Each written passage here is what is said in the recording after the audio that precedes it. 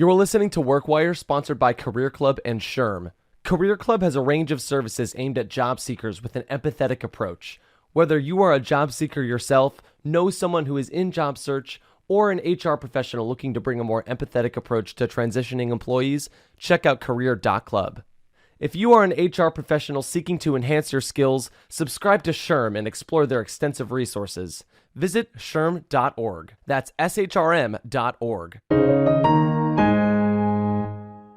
Welcome, everybody, to another episode of The WorkWire. I'm Bob Goodwin, the founder of Career Club, joined by my good friend, the CEO and president of SHRM, Johnny C. Taylor Jr. Johnny, how are you, my friend?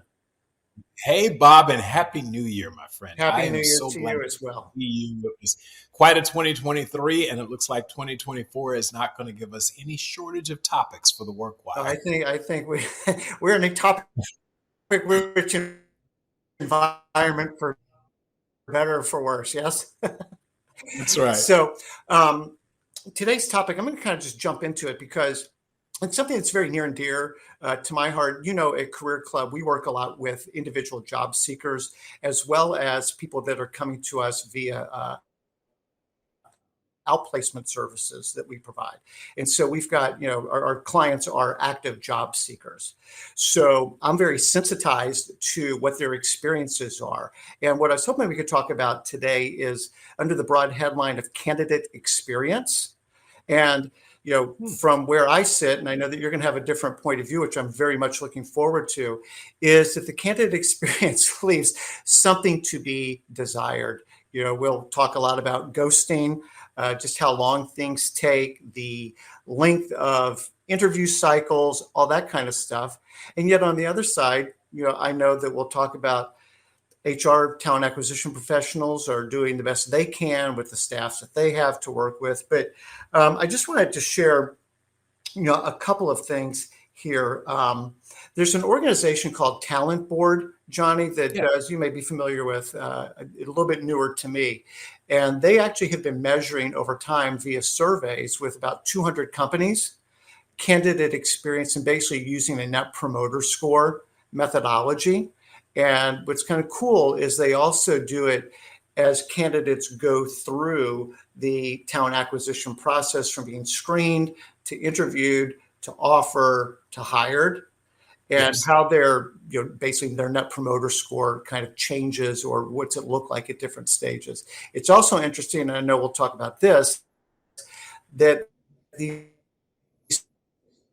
scores vary by region of the world. So I'll probably quote some North American numbers and know that they don't look the same around the world. Okay.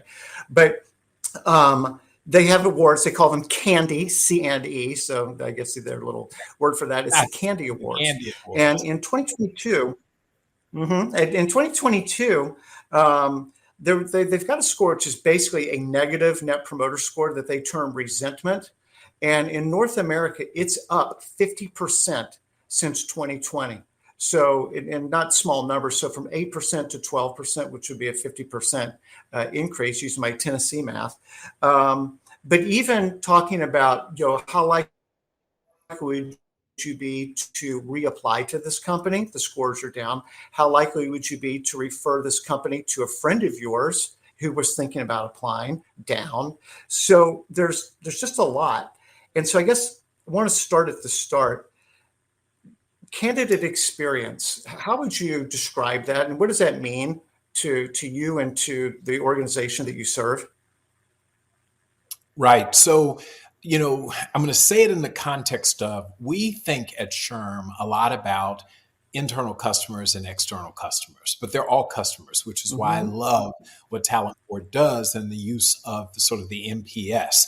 Now, I don't know all the details about how they apply it to their context, but what I will say is the notion that these folks who come in for interviews should, and to interact with your organization to look for employment opportunities, should be thought of as customers. Your employees are customers.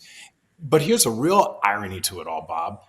Even if someone doesn't get the job at company A, they actually could still be your external customer. They could be a consumer. So employers have an obligation, I think, and it's actually in our best interest to treat people as well as you can during the interview process. Now, you may ask, why do I say as well as you can? Because the reality is, if you see 1,000 people for one job, 999 people are not going to be happy with it. And some percentage Right. of them, hopefully a small number, will have, will have legitimate concerns. But our data will tell you it's amazing how people feel, how differently they feel about a company, something, the ideal job, the perfect company, et cetera, until they're rejected. Yes. And no matter how you do it, like there's no easy way to say, like, this isn't a match. You often have a negative or bitter taste in your mouth. And I think if we're all being honest, that's it. No one likes to be rejected. And especially when you put a ton of time, which I know you're going to talk about, a lot of effort and research and preparing, when someone says you're not good enough or there was someone better than you, no matter how beautifully they word it, that's not an acceptable answer for some people, and it leaves them with some sense of resentment. So, the talent board work is critically important. I think, though, we have to make sure. I love the fact that they do it at different points, because a person who loved you and said had a great first interview may by the end of it think you're horrible, and who knows what the real answer is. You may be horrible because of your job, but it is a real issue for us, mostly because our employer brands matter more and more. If someone goes out, has negative experience, they go out and trash you on social media, you could have other candidates or potential candidates decide not to interview with you based upon what that person says. It's sort of a Yelp review, and the chance that you may lose that customer, that potential talent. And as I pointed out at the outset, there's the other side of this, which is, if I go interview for a job at Walmart and I have a horrible experience, I may also no longer be a Walmart customer because of that horrible experience. And I may tell others about that, and you lose customers. So there's both a true commercial, externally commercial reason to be sensitized to this and do this right. And there's also part of your employer brand to your internal customers. You want to treat people right so that you have a solid reputation when you're going to market for talent. No, so picking up on your, as always, made points.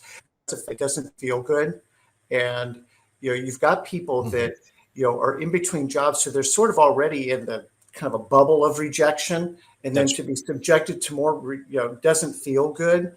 The analogy, and you're the king of empathy. Like I mean, I know that's like very, very, very high with you. Right. These are human beings. Right? These aren't just work producing units. They're not cells on a spreadsheet. They're not just counts in an ATS, to calculate conversion rates against or whatever. So these are real people, and to be empathetic. And what would it feel like to be on the receiving end of "we wish you all the best in your future endeavors," if you even got that? But the analogy that I use is, like, you fly a lot. So if the airline loses your luggage, nobody wants their luggage to be lost.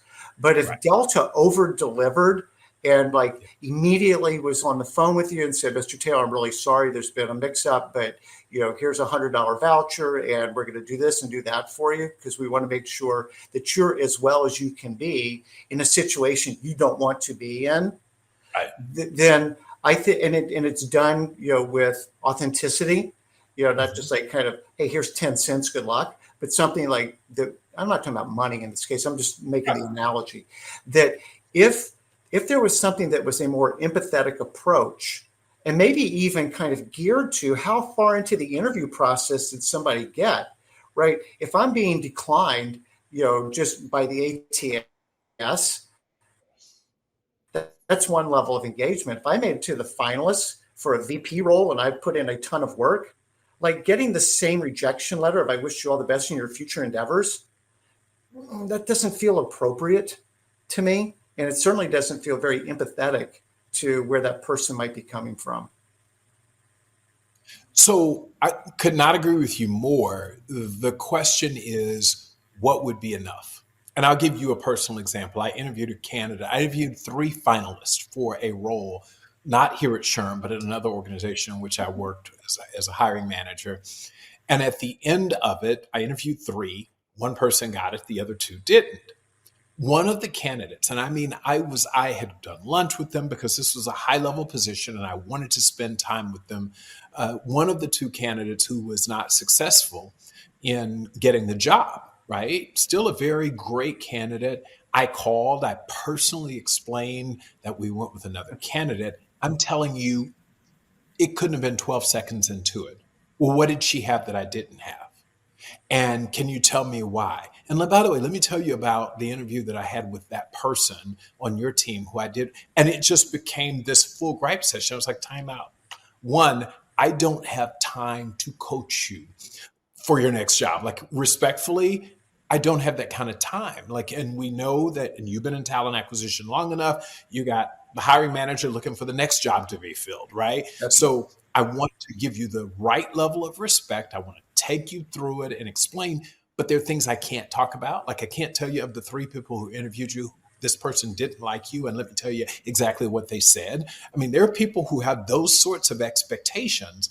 Otherwise, they don't think they were given a fair shot. So I would just say empathy on both sides. Yeah. Okay. No, And, I talk about this a lot, this idea of empathy. Oftentimes, Dr. Alex Alonso, our chief knowledge officer, talks about me-pathy a lot, which is the idea that I want empathy, but I don't want to extend empathy, right? Yes. And so this notion is there is a talent acquisition person sitting on the other side who has 20 or 30 requisitions to fill, and they are kind enough to call you back and bring you in the loop and tell you, unfortunately, you didn't get it, da da da.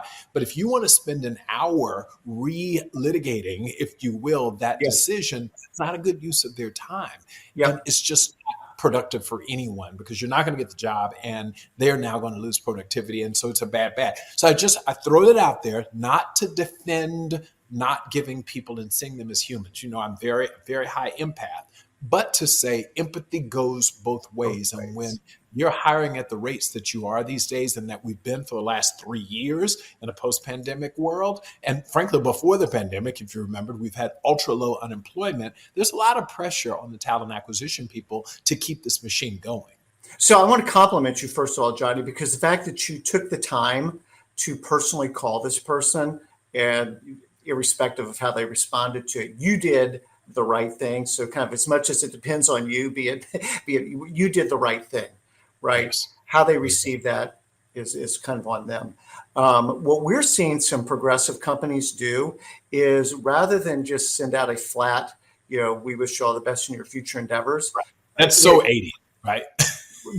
No, it's so 2024, unfortunately, but is getting creative, like with providing some job search resources. Like, we know this is hard. We know this isn't the news that you wanted to hear. We want to be a help to you as you move forward in your continued job search. So here's some resources we think might be helpful to you. They're free to you. Have a nice day. It's something, right? It's something that acknowledges in the words, we know this isn't what you wanted to hear. And rather than kind of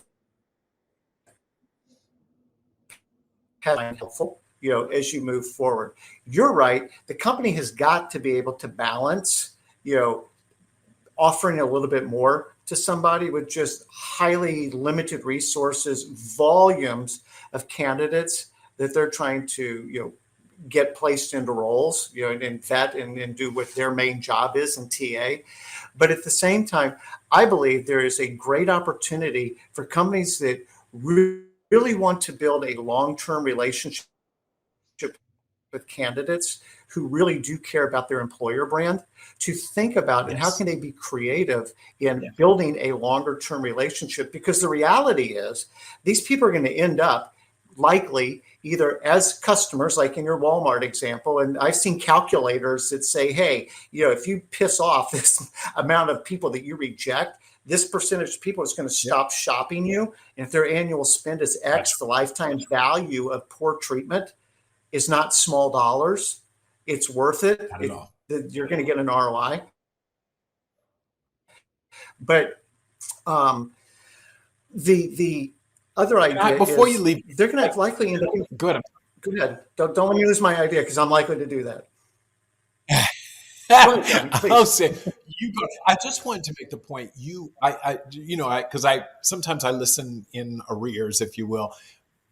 You're spot on that there is a better way. My point was not to suggest that there's nothing that we can do as employers. You're right. These smart companies, the ones that have really cutting edge HR and talent acquisition processes and practices, understand there's something between just a Dear John or Dear Jane letter. And, especially as you point out, the more time that someone has invested in getting to know you. So if they're on interview number 3 and you simply shoot one of those letters out, shame on you. That really is kind of the dated approach. And it does, I believe, have commercial implications for people because many of these people are consumers or can influence the consumer who will ultimately be your customer. So I got that, but I didn't want to make short shrift of it by saying, listen, the reality is, people have to get over it. I wasn't indicating that. I And I hope understand you know that. that. I And understand. I hope the people who are listening didn't know that. What I am saying, though, is that time is a factor. And the other one that I just think is we always, and I know, I'm a lawyer by training, and so I hate to default to the legal issues, but the reality is the more you start telling people about why they didn't get the job, the more you run the risk of getting dragged into some agency, some court, something's hair. So there's also a practical side that if I turned down 100 people for the job and I gave the white male candidate a fuller explanation than I gave the black female candidate who didn't get the job, will I ultimately get dragged into this? It's not a reason, to be clear. I'm not saying that's not a reason not to, but it's not as simple as, spending as much time as you want with everyone, because if you aren't prepared to give this level of response and empathy toward one, then you can't, and to all, then you shouldn't give it to one, because this gets really, really messy. And the TA people are concerned about the time. They're also concerned about the legal, highly litigious environment that we have in the As they United should States. Yeah. So one of the things that we coach our clients on, for anybody who's listening, is in an interview, because to your exact point, once that door closes, that Zoom window closes, you're highly unlikely to get real feedback for every reason you just said. So we really encourage people, as the interview is starting to wind down. John, I've really enjoyed our time together. Thank you so much. Based on everything that you've heard so far, what gives you the most confidence that I might be a good fit for this role? Bob, you've got this, you got that, and you got the other thing. And I guess on the other side, Johnny, are there any concerns that you've got about my ability to be? Well, Bob, kind of wish you had more automotive experience. We think that's going to be kind of important. But again, I think you're a great candidate. You are never going to get that feedback once that door shuts. So for our candidates, we really encourage you to ask those questions, because it could be a miscommunication. No, I've got automotive experience. I'm so sorry. I completely omitted my time at Ford. Didn't know that. Or, to help kind of based on, kind of the things that you like and the industry experience, Johnny, how would you kind of stack rank those?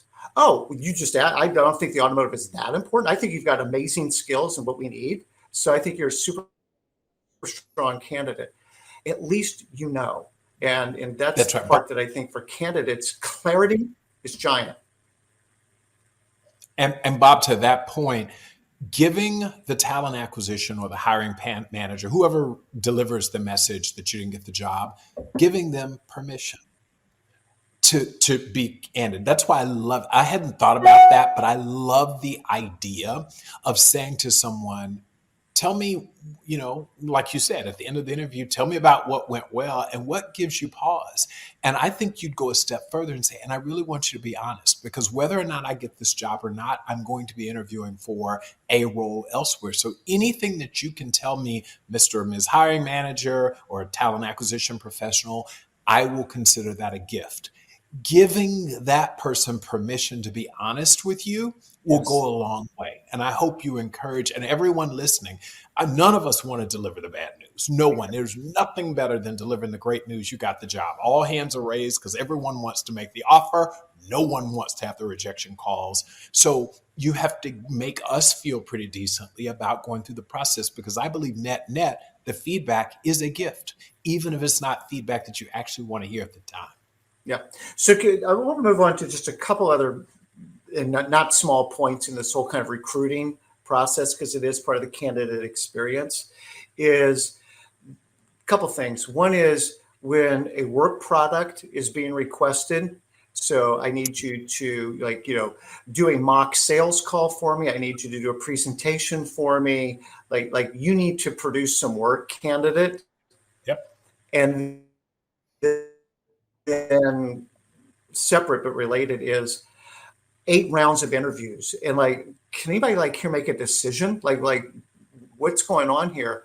So we just find, again, I'm very candidate centric in my job, that candidates really feel like they're being put through the mill without kind of an equal level of, I don't know what, commitment to something as we go deeper in the process. So you're asking a lot from me, but I'm incrementally not getting more from you. And then I'm likely just going to get the Dear John, Dear Jane letter at the end of it. And it just feels, just really out of alignment. So challenge. And this is what I'm so glad you brought up. And I hope the people out there don't throw rotten tomatoes through the screen. But the reality is, I think it's totally not accurate to say I'm doing all of this and you're doing nothing. Let me tell you, if I give you 8 interviews of my highly paid executives' time, trust me, I'm investing a lot in you. You may not see it, and I get it. Proportionately, you may say, listen, it's a lot of my time. But at the end of the day, the more interviews you are getting internally, frankly, a lot of times, now I understand there's overprocess, right? But a lot of times what we're doing is the most important decision a hiring manager can make is their hire. And they want to do everything that they can do to ensure that not just the competency, skill set required of the job, but our culture. You only get culture by meeting different people, not one person, but different people, different backgrounds. And then you get all of that because in this process, you should be interviewing me as much as I'm interviewing you to decide. 100%. So the more interviews you get, especially if you are in a role, very different from most of your clients, Bob, but if you are currently in a company doing fine and someone reached out and you're going through this interview process, it is a gift, again, when the company will give you the opportunity to ensure that you're going to like it here. Because I've now left my good job to come to you, and after only interviewing with 2 people, I don't really know if this is right. So I'm a big fan of more interviews, not fewer, provided you tell me up front, provided you try to accommodate me. And I've said to hiring managers, try to, give it 1 full day of interviews as opposed to having somebody return to your office 6 different times or 6 different. So, because they do have lives and most of us with jobs can't just break out. And so there's a lot to be said by candidate experience, but I would just say, I challenge the notion that the company gets nothing or is not investing anything. And it's a fair point, Johnny. I guess my point is well, when is enough enough? Do I really need to go through 8 rounds of interviews because I could meet 8 more people and have an even deeper sense of the culture there? 8 is probably enough. Remember that TV show? Oh my God. No, 8 is enough. Okay. 8's enough. So I think there's some number. If it's 5, if it's 6, I can tell you right now in my current job, my folks hate for me to talk about my current role, but at the end of the day, I have 11 direct reports. If anyone is going to join my executive team, they're going to meet them all because we happen to operate as a team. So what is the point of you meeting 9 people out of the 11 and saying, love it, love them all, only to get here and the 2 you didn't meet, you hate. And by the way, you spend a disproportionate amount of your time with them in your new job. To your credit, I think it's about, Bob, I'll throw this out and I agree 11's a lot and 8's a lot, but I think it's about telling people in the beginning, this is how much time this is going to take. If you're really interested in coming to work with my organization, this is how we do it. This is the number of interviews. And I got it. If you're too busy and not judging you, but you just can't commit the time, check.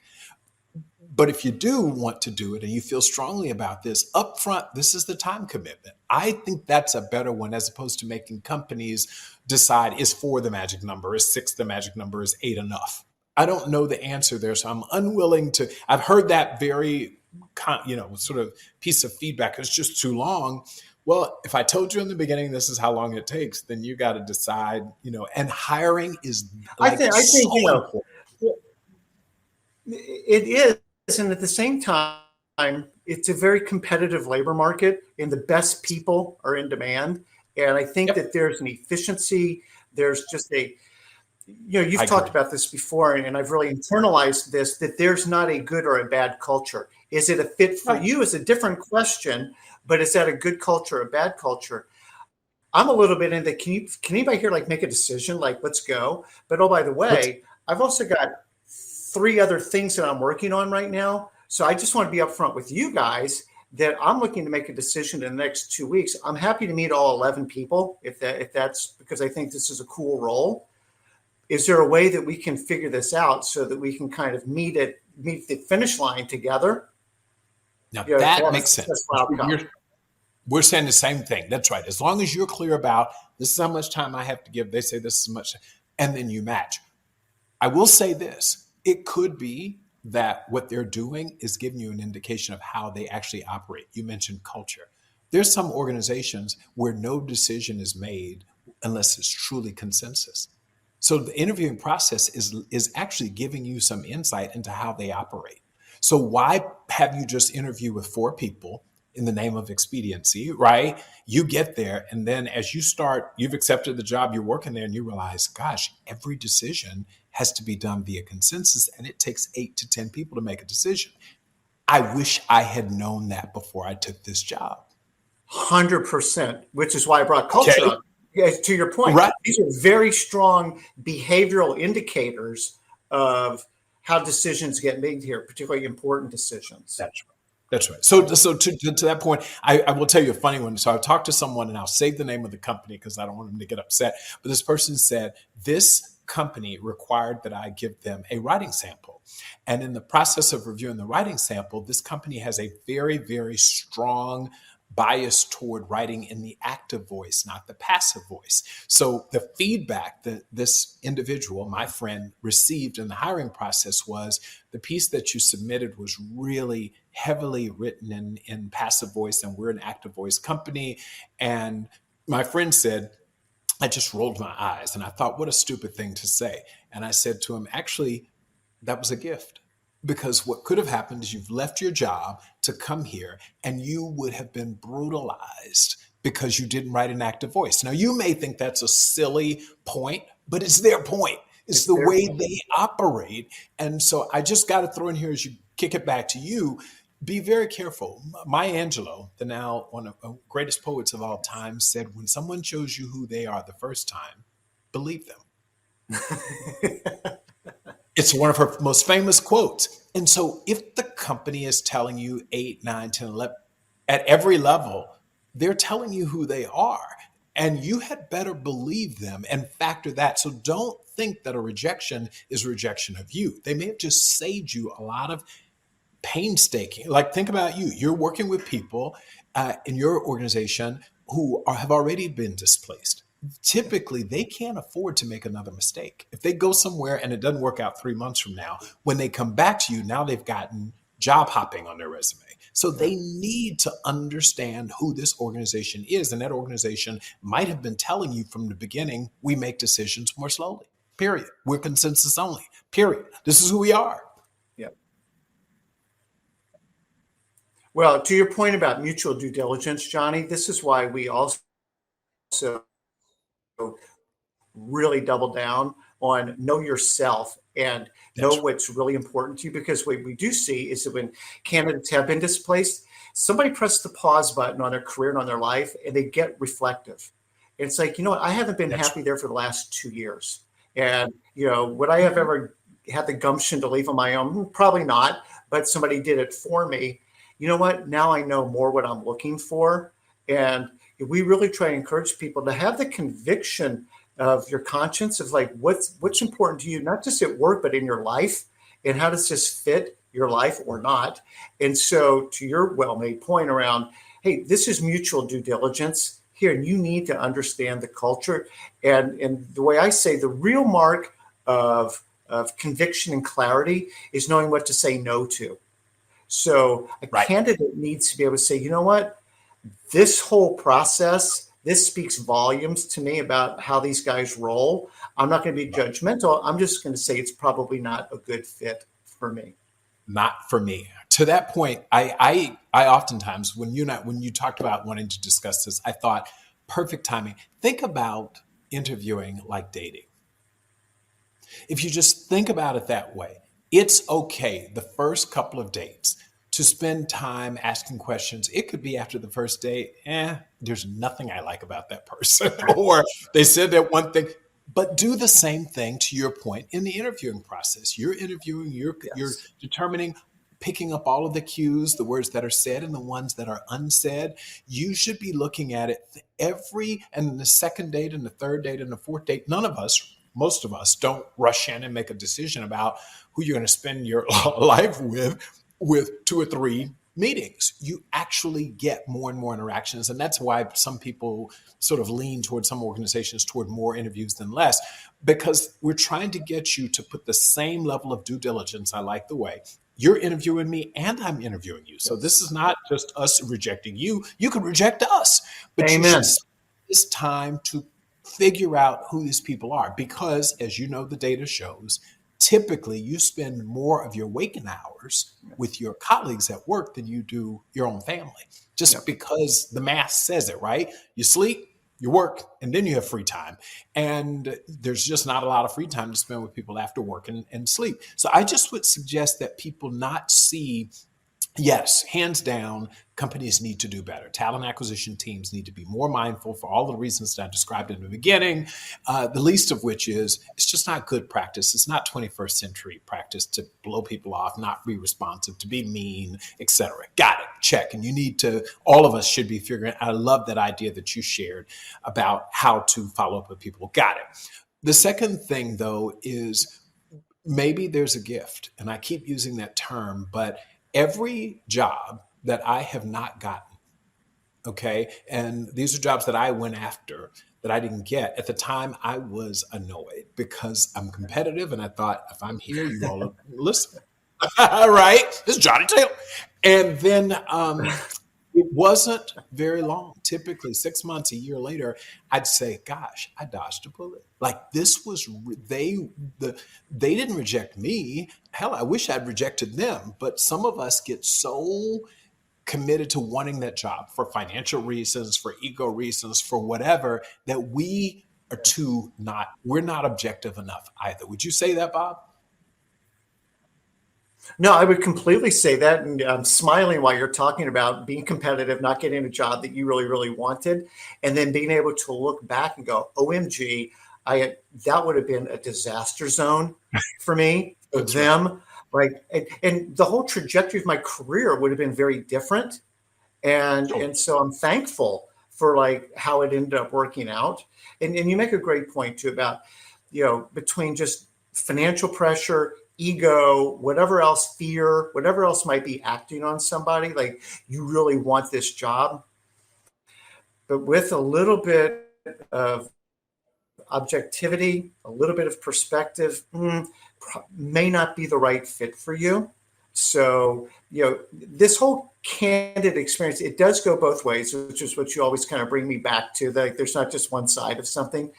Having said all of that, and I want to start to wrap us up here real quick, but what we know is that candidates just want a timely response, right? So, and I know you've got a little anecdote on ghosting. They want a response, they want a timely response, right? And they just want to be treated with, I think all that kind of falls under the headline of respect. So, but what happens in North America isn't what happens everywhere. So you want to share a little story? Yeah, so I read something this morning that shared with me my chief of staff from an organization called Rest of the World, or restofworld.org. And they were talking about people who would come to the United States on visas to work in the tech industry. And then when the tech industry laid off, from India, by the way, this article says, they left India to come work for $160,000 a year, one person did. And then they were laid off last year in the tech industry resizing. They went back to India. And the guy was describing not only the pay cut he had to take, the length that it took, forget interviewing 8 times. He had to wait 8 months to even get his first interview. But then he said, what was really interesting there is because they have 1.34 billion people, if I thought I were just a number in the US talent acquisition process, you really are in India. He said the employers ghost there. Their entire persona during the interview process is, we're doing you a favor. Because we have so many people. I got your Stanford MBA and engineering degree and everything, but we've got thousands, if not tens of thousands of people who have similar degrees and backgrounds, right? So it was really interesting to sometimes get reoriented, because we look at this a lot from a purely US centric standpoint. The general consensus, there are exceptions, is that the US talent acquisition process is actually a fairly dignified one, filled with respect, very responsive, exceptions notwithstanding, and that around the rest of the world, particularly where the economies are shrinking and they're far more volatile than ours, that you're treated pretty well in the US. So again, I'm not saying there's not room for progress, but I just think that we have to also be mindful of the fact that work to do, but we've gotten a lot better than we used to with respect to talent acquisition in the HR profession. Yeah. Yeah. And I appreciate everything that you shared. I guess I would just sort of leave with, that employers do have brands, and not just Walmart, Macy's kinds of brands, but brands within the ecosystem which they operate, right? Oftentimes these candidates are going to end up at a client, at a supplier, like they're going to be part of your ecosystem, and you want to be well represented. Even though I didn't get hired by them, you know what, they treated me well. And I still respect them as an organization, blah, blah, blah. Same thing with referring talent. Same thing with reapplying. May not have gotten that one director of marketing role, but there's another role that's opened up. And we want to make sure that if they were the kind of silver medal in the last one, that they're still open for going through the process again and maybe being the gold medalist for this role. And again, Johnny, this is your speech, but just doing the right thing is always the right thing. And giving people grace, that on your point, talent acquisition people are doing the best within, not a lot of resources, working a lot of volume often, right? Yep. But at the same time, candidates are real people too. And, just being empathetic in both directions, not me pathetic, is that empathetic? Is a great point. Yeah, no, I really enjoyed this topic, and I hope we walk away.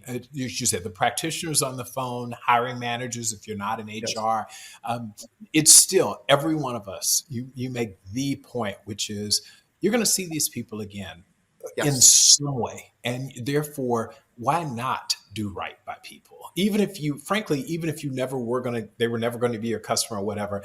Why get in the business of not treating people the way you'd like to be treated?